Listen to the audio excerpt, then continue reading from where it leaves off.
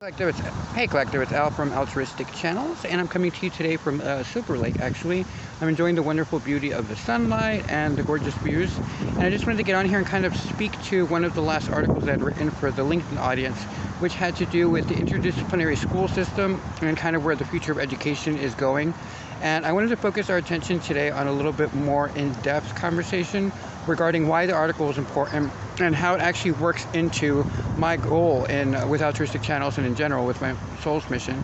And that is the fact that interdisciplinary schooling does reflect pretty well the attempts that we are making as far as spiritual leaders to bridge the gap between that which is spiritually driven and like faith, and then also the sciences, and how the divide between the two has been kind of a big problem for us, even though we're kind of working towards the same end game. So with interdisciplinary schooling systems, one of the things that I pointed out with the particular LinkedIn article was that I had envisioned down the road, after the show picks up and after we have these panel discussions that speak to these topics that actually affect the everyday person and makes everybody feel valued and heard. One of the things that I noted is that it would also be an educational format, right? It would bring up topics that some people may not have been experiencing or may not necessarily have firsthand experience, but through the exposure to different intellects, different ways of looking at things, that we would kind of bridge the gap and bring everybody together. So with the piece, the primary focus was that we needed to start going through that direction as far as school systems as well. As many of you know, we don't exactly have the best schooling system, especially at least in the States, and a lot of our students kind of fall between the gaps. So the vision I had for a school system that would come from the panel discussions from the show and the notoriety of it, and the ability to fundraise for like autism and all sorts of different charity organizations. What the focus would be an end game where we built leadership academies, and I noted in the article how it would be one per nation at the very least, and what it would be built on is two different people with different specialties both teaching the same subjects in class. So the example I gave was, say, like a historian with an artist, right? Like a painter. So a painter and a historian would speak to your kids in school and teach them the same classes that they're learning, but from multiple perspectives, and do that with every single subject. And what that does, it actually cross-pollinates the different fields, which is reflective of what I want to do with science and faith. And so essentially at the end of all of it, what I was trying to point out to everyone is that our school system currently sits in a situation where it kind of speaks to people's lower abilities. It doesn't really speak to their best parts, right? Because like we've noticed, when you try to take too much care of a student's emotional range, you neglect the fact that there are really intelligent students that have a higher IQ, possibly in whatever IQ field that is, that may be being held back because of the fact that we're being too sensitive to other people's emotional range. So how do we bridge the gap? And so the interdisciplinary school system came up as a really great solution, and one of the reasons I had built it into my leadership academy model down the road. It's because when everything pans out as it's playing out right now, as we move into a collective consciousness, as we move into a sense of unity, and we ground the energies from the higher realms, God, Allah, whatever you believe it to be, as all of that energy comes down into our sphere, the one thing that we want to ensure is that our children are also part of the process.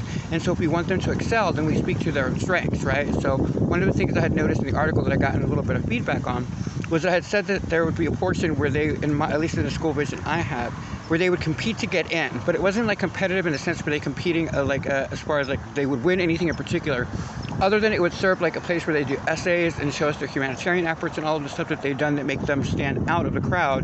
And then with the essays and their competitive aspect to it, what it would be is the houses that they would go into, meaning let's say that they have a spatial intelligence that is off the charts.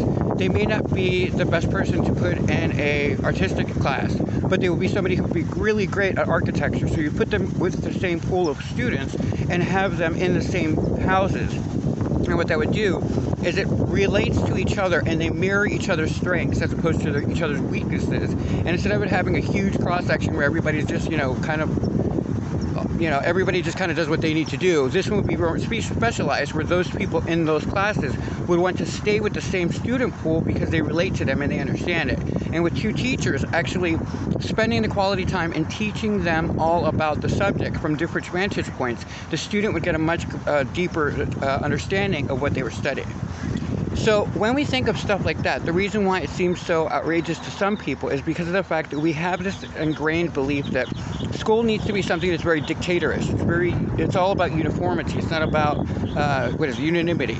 And so one of the things that we want to do is, though we want to have everybody have the same educational background in the sense that the equality and that they all have the same ability to learn as much as they can, the end goal here would be to service their strengths and give them a wider array of what those strengths can do in the world, teaching them about art, even if they're a mathematician. Mathematics and music go really hand in hand. And so the creative aspect of them might do really well surrounded in that type of environment. So teachers teaching that same viewpoint or the same subject from two different viewpoints allows the student at any level to actually gravitate towards whichever teacher they are most prone to align with. And so one of the great things about that particular model is that it can be done in so many different ways, right? We're not trying to replace the public education system entirely. We can't, you can't just shut down all schools all over the world. But by doing it nation by nation and having them flip the bill, because they're already paying for the public schools, and this would just be like a charter school with the next level, right? And so with them paying for it, there would be more vested interest for the adults to also participate in the classes and understand what it is that what the kids are learning.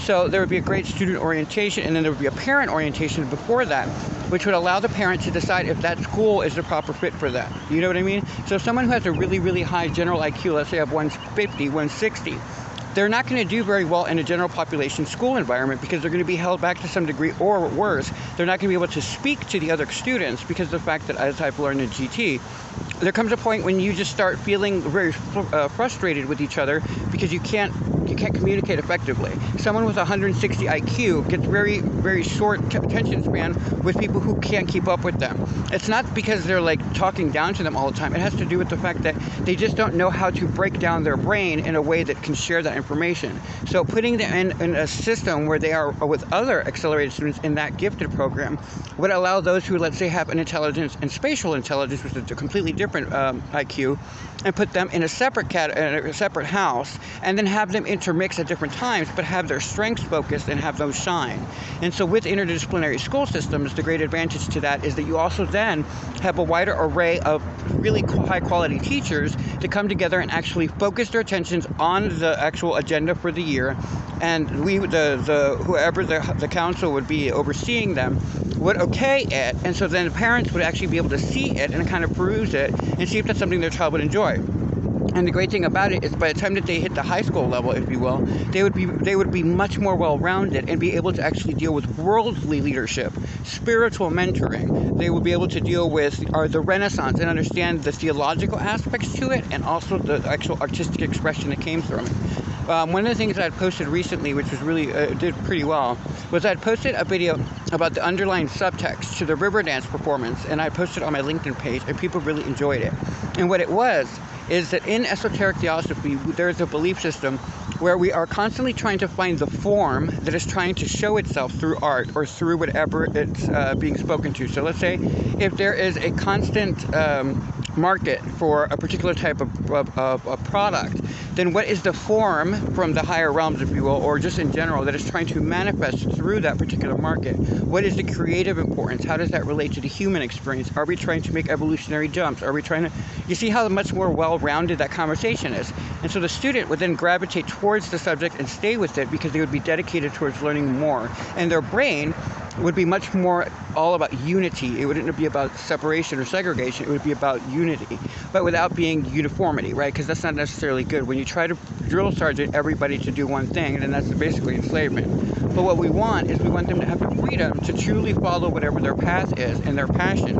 But in order to find that, we really can't do that if we're just telling them one subject over and over and over again, expecting them to somehow get it when they don't get it. But if you have it from two different perspectives, then usually the second perspective or the alternative perspective or contradictory perspective will allow the student to then actually get a well-rounded view of it, and because of the exposure to the second perspective, they'll understand the subject and then they will be interested in it. So it's a great model. But when you write it in like an article piece like I did, one of the things you have to be careful of is that I didn't want people to misinterpret it for me saying that we were getting rid of any type of school system. It's just an alternative school system that basically would start in each nation, and with each success of those schools, then we would move to another nation that wanted to do the same thing, and we repeat the process until all nations, especially third world nations, had one of these in them, in a leadership academy built with interdisciplinary studies. And with the panel discussion in the show, it would be one of the first shows that I would host. And the reason I wanted to do that is because there's like really incredible speakers out there, like spiritual leaders like William Meader and like Oprah Winfrey, or you know, it can be somebody that's not necessarily well known, but also very important to the collective, to our vibration, to our unity.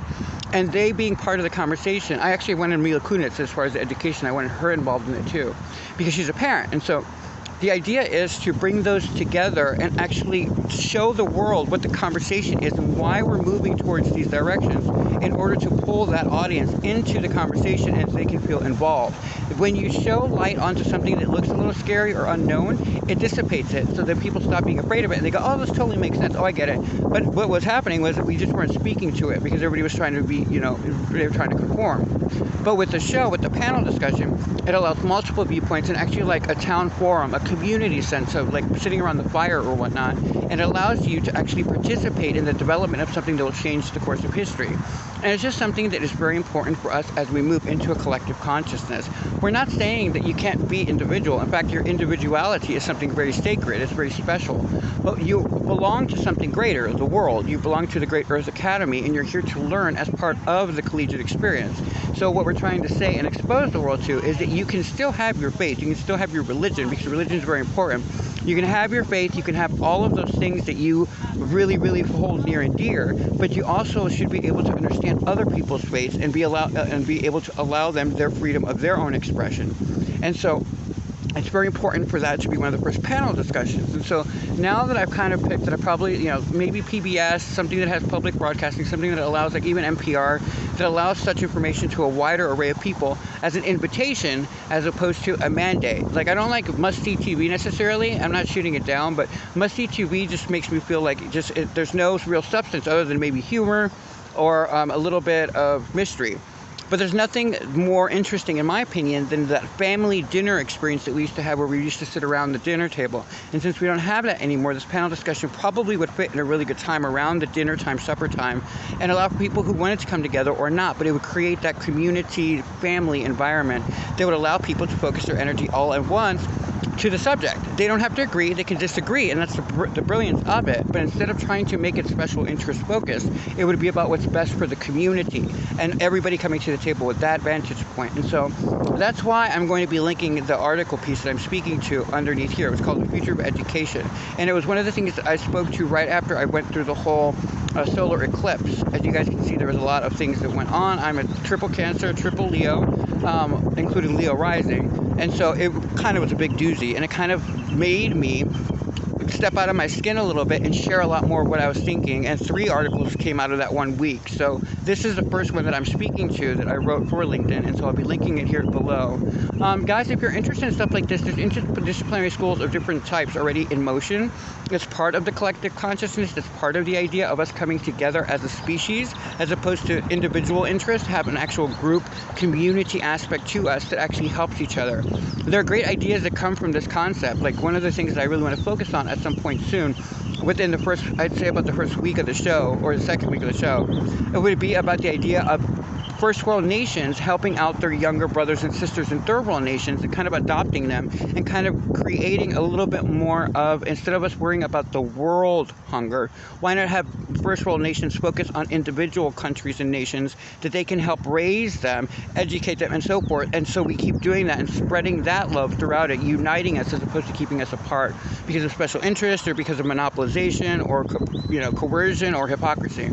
So with the show, as you can see, it starts the conversations in a very public way and allows you as the viewer to be part of it and be valued in it and feel heard. And then you can see how that would trickle down into the schooling area, where the public, we wouldn't have to vote. It would be something that we as a people would be very conscious of and focus our energy on, so as to manifest it for our students, for our children. They're our future. And if we don't invest in their future, regardless of what happens to us as their forerunners, then that is a reflection of how we feel about ourselves. And so it's a very wide array conversation, but I wanted to jump on here and use this beautiful day as a great opportunity to speak to that and allow you guys to fully understand where I was coming from with that particular article. I will also be following up with the other 2 articles this week. However, today I'm going to sit and relax. I had an interview. I had a really good day. And so I would say the same for you. If you find yourself in a situation where you're just coming back into life again, where you're awake now and you're finally ready to go back to life, understand that you are different than who you were. So maybe your interests have changed. So as just a personal note, I would say, take a moment to really evaluate where you're at and if you're the same person that you even were up like 3 months ago.